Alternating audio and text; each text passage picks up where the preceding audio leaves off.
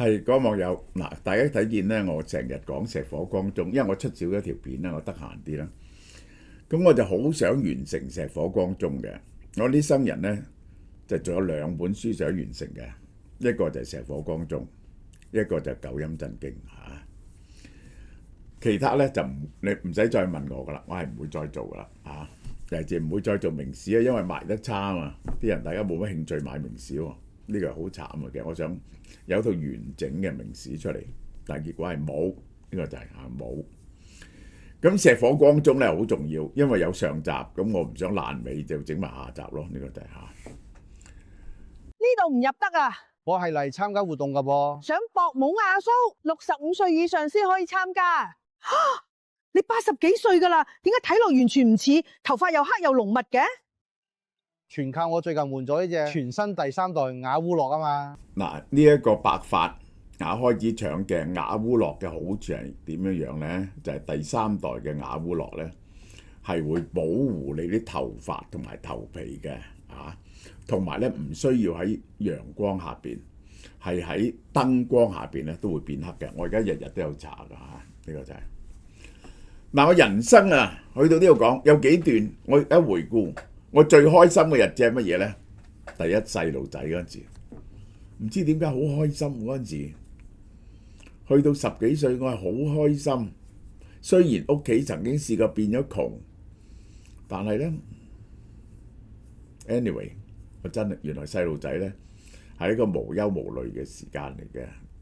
個社會對你嚟講咧，個世界對你嚟講咧，唔係咁複雜。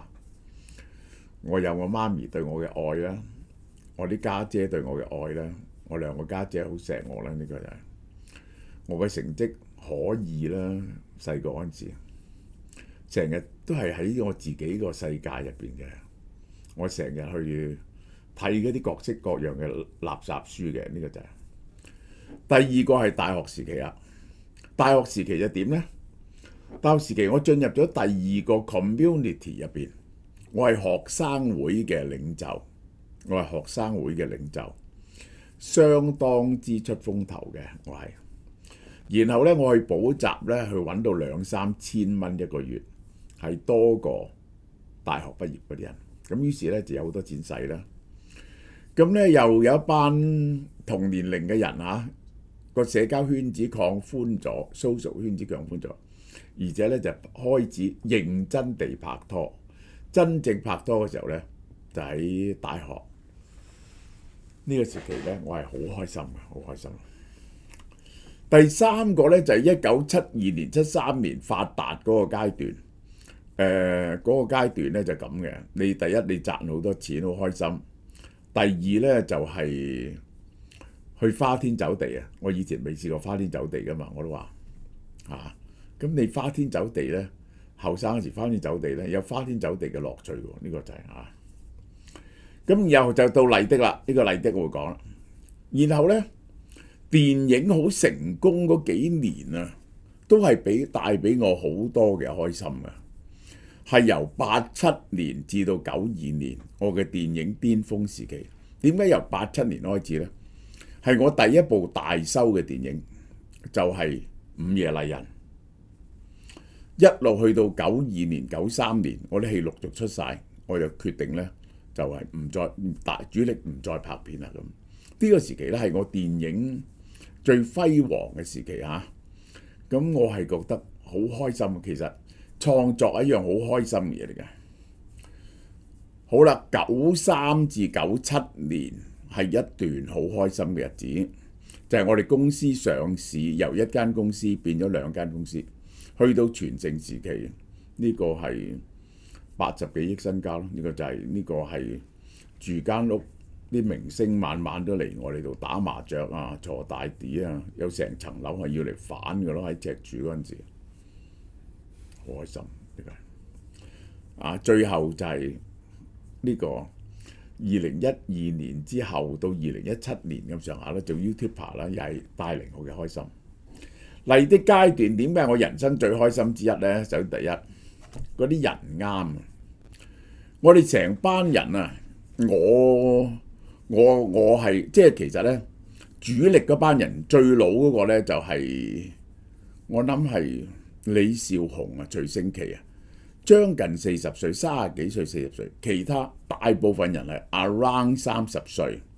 麥當雄係細我幾個月嘅，施南生係細過我嘅，呢個施南生細過我嘅，呢個就係梁立仁啊，梁立仁同我差唔多嗰年。嗱，我哋睇下，第一，我哋班人完全冇勾心鬥角嘅，大家好坦誠相處，冇政治，可以話俾你聽。呢個亦都係冇乜嘢好爭啦。呢個一個上面有一個黃石照，一個麥當雄咁啊。麥當雄我又唔會取代麥當雄嘅，你知出咗嚟我都係拍電影，我都係俾麥當雄個名排先嘅。我從來唔注重呢啲嘢嘅，我係注重做到嘢啫喎。呢個就係好開心。人啱，創作好玩，出名有錢，5個理由。日日就諗緊件事點樣砌低呢個 TVB 我哋係面對咁大嘅對手，係好大嘅挑戰，即係你等於去打遊戲機打呢個大佬一樣啫嘛。到最後打大佬，大家一齊去打大佬，呢個就係咁係一個目的，好簡單。一班人嗱，呢啲係我有時費事揾齊啲相出嚟。呢個就係梁立日，呢個施南生，呢個就麥當雄，呢個就李少紅。呢個唔係陶用雄，呢個黎小田，呢個搞錯咗，呢度寫錯咗。黎小田好開心喎！我哋日頭咧就一齊傾偈，如果唔做嘢咧，可以一齊去反喎。我下一集就會講多啲我嘅生活，當年嘅生活。我哋夜晚咧就一齊咧就去飲酒，雖然我唔多飲，就最興咧就去伊利沙伯大廈樓下嗰間 Manhattan 嗰度蒲嘅。其實唔係喎，係嗰間 Manhattan，唔係係喺新世界酒店樓下嗰間 Manhattan 呢個就係轉咗幾個場合嘅。呢個就係第二，你呢個就係等於呢一個王國維講人哋嘅創作啊。呢個係呢個係呢一個係3個階段嘅。我開頭學習創作嗰陣時咧，你就係呢個獨上層樓，望盡天涯路，喺度搜索緊創作。然後咧，你對創作好多懷疑一路諗點樣創作。衣帶漸寬終不悔，為伊消得人憔悴。你一掌握到創作，即係好似啲人畫家或者因為忽然間大量爆發創作，靈感泉湧嗰陣時咧，你滿足咗你嗰種創作欲係一樣好開心嘅嘢嚟嘅。過千小時嘅個人創作量，我數一次俾你聽。有啲咧我係幫手去度嘅大橋，唔係親自去做嘅咧唔算。親自落手落去落手落腳去度係乜嘢咧？係個大故事係完全係我構思出嚟嘅，我可以話俾你聽呢啲戲而且每一場都係我講出嚟嘅，重要嘅角白對白都係我講出嚟嘅。有啲戲係改變咗呢個歷史嘅，改變咗電視史嘅。譬如《鱷魚淚》啦，《天蠶變》啦，《大地恩情》啦，數到嘅我而家記得嘅783集大家睇下呢個表，由大家姐與大狂魔係第一集，大丈夫一路落嚟，我數一次俾大家聽。呢啲完全係我嘅領導創作嘅。大家姐與大狂魔、大丈夫、新大丈夫、鱷魚淚、奇女子、天蠶變、天龍訣、湖海爭霸錄、大地恩情、浮生六劫、太極張三豐、遊俠張三豐、浴血太平山、再會太平山、甜甜24味、IQ 成熟時、彩雲深處、女媧行動、大昏迷、風塵裏，淨係數到咁多。呢個係其實我走嗰陣時已經墮落咗啲嘅咯。呢個就係呢度已經數到783集。第三就唔止我上邊講嗰班咧，就個領導班子對下嗰班人咧，亦都好玩到不得了。我嗰陣時係嗰個我嗰組叫策劃組，策劃組咧我就有幾個徒弟。我下一集會講我幾個徒弟，江龍、徐正康，呢個喺 TVB 做咗好耐，相當出名嘅。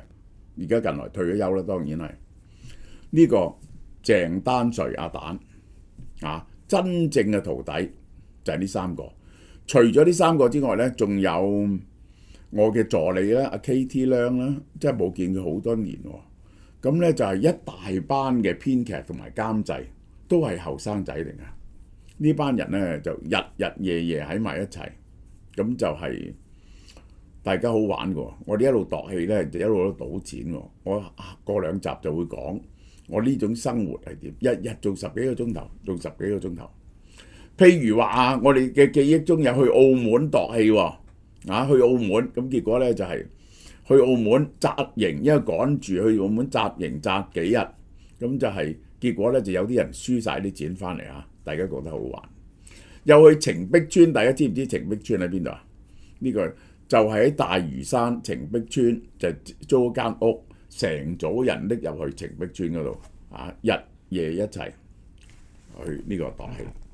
咁你可以想像呢班人啊，就係到而家都係黃金記憶嚟嘅。我好多人呢，同佢哋呢仲係有聯繫嘅，呢個好開心。講翻昔日嘅嘢。第四，我好出名，所以呢過咗呢個麗的時期呢，我已經冇去尋求出名。我覺得我已經過晒癮出名係。呢一個係電視，係中國，係香港嗰陣時社會生活最重要嘅一樣嘢，主體嘅娛樂沒有之一，而係兩間電視台鬥。雖然我哋弱勢電視台，但係其實我係麗的嘅發言人。其實個關鍵，因為佢哋覺得我講嘢呢，嗰啲報紙就會登㗎咯，因為我講得好聽。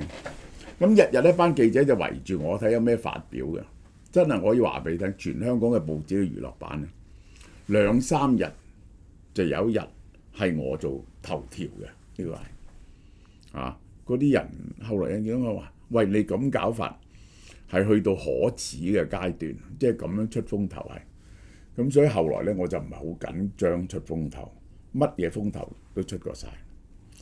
第五，收入係好到離譜嘅，我可以話俾你聽，因為呢，我自己有盤生意啦，有啲錢賺啦，加埋麗的嘅收入呢，一個月呢，後來去一個月係可以一年可以去到20幾30萬，一年可以買一層太古城。太古城開售嗰陣時，第二期我記得係16萬一間，我2個家姐買咗間。到我去買嗰陣時呢，就係78年、79年到90年我買間800尺嘅太古城係大啲㗎啦，30幾萬。我最記得我第一次置業係30幾萬。而家間800尺嘅太古城咁都要成1000萬喎。特首40萬人工都係得半間啫喎，咁你就知道你係幾富裕、幾富足嘅生活。呢個就係麗的唔係一份工，唔係一份工，係一個大家好似成班人去做一樣嘢，係一個冒險隊咁樣一個係一個 mission， 一班人然後一齊去做嗰樣嘢。嗰陣時我係青春係嗰個創作力爆發，名氣收入全部撞埋一齊。呢個就係下一節呢，我就會講啲有趣嘅我嘅生活，我講嘅生活同埋啲有趣嘅細節俾大家聽。呢個就係望下你，明明大家都係咁食，點解你身形仲可以咁 fit？ 我就連食多嚿肉都有罪惡感。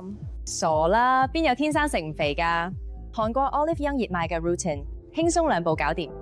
呢包雜菜沙律幫你阻隔碳水，穩定餐後血糖。食咗好多肉同油膩嘢就揀菠蘿醋，主攻甜品同澱粉質就揀蘋果醋。有呢啲嘢就唔怕聚會大餐啦，終於可以放心食，以後聚餐唔准再避啦，即刻買嚟試下啦。係啦，嗱，記住呢個係食前嘅阻隔就食17種優質蔬果然後呢飯後就係針對碳水化合物呢，就用蘋果醋，溶解脂肪呢，就菠蘿醋308蚊一盒，第一盒9折，第二盒7折。然後呢，我哋同樣減肥嘅有呢隻 Diet Jerry， 超住食超住瘦，阻糖、吸脂、暢便、代謝4大升級配方。專利有非洲芒果子、難消化性嘅麥芽糊精、9種益生菌，加埋鎂同埋各種維他命 B，168蚊啫，第一盒9折第7折。呢啲呢，我哋有好多有一系列嘅呢個幫助你瘦身嘅嘢，同埋營養充足劑，同埋呢，我哋仲有個蛋白質系列。因為呢，你食咗 MLN 呢，你減肥嗰刻呢，你係要增強啲蛋白質，增強翻一啲肌肉嘅，呢個就係嚇。